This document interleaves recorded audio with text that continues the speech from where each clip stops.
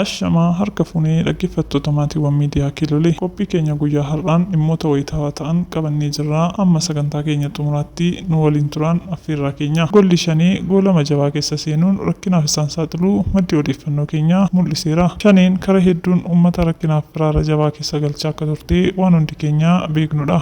Haa ta'u malee yeroo ammaa kana fincilli karaa jaalsanyii fi jaalmarroo ka'ee ture itti fufuun guutummaa shanii mara goolaa jira. Yeroo ammaa kana hooggantoonni shanii walitti deebi'uun ofiif walitti dhaadachuun oduu geessoo nu qaqqabde. Kanumaan wal qabatee jaalwarraaqsaan hidhattoota marroo fudhatee ba'uun ajaja isaa fudhachuu akka didee oduun keessa beekettii baatu nu geessee jirti. Hidhattoonni jaalwarraaqsaa waan nyaataaf dhugaatii dhabuun hiraaraa jiraachuu sun ajajoonni olaanoon homaanuu dhagaa waan hin jirreef jechuun jara irratti fincila kaasuu oduun miliqxee baatee ammas ni mul'isti. Marroon kanumaan abdii kutuun ajajoota isaa biroo waliin walgahii taasisuun bakka warraaqsaa nama biroo bakka buusuuf yaaluu isaas oduun nu geessee ni agarsiisti. Isa qofa osoo hin taane jaalwarraaqsaallee ajaja marroo fudhachuu diduun isaa marrootti dubbii cimaa fidaa jiraachuu dhagahameera.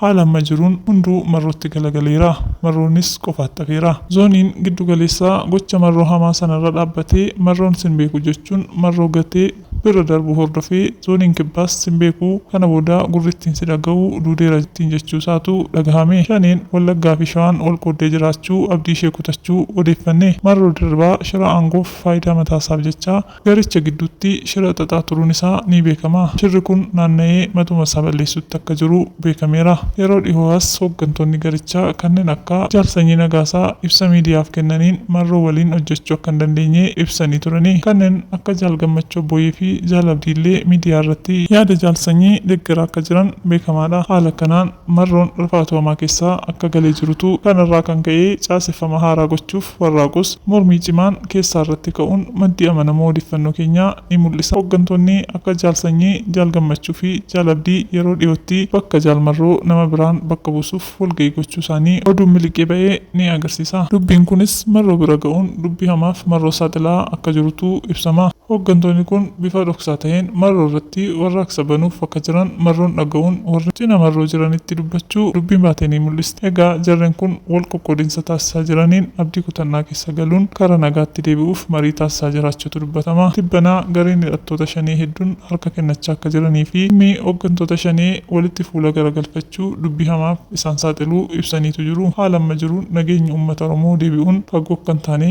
beekamaadha. Egaa jaallatamtootaa fi dhaggeeffattoota keenya qophii guyyaa har'aa asumaan golomnaa yeroo dansaa qabaadhaa. Galatooma.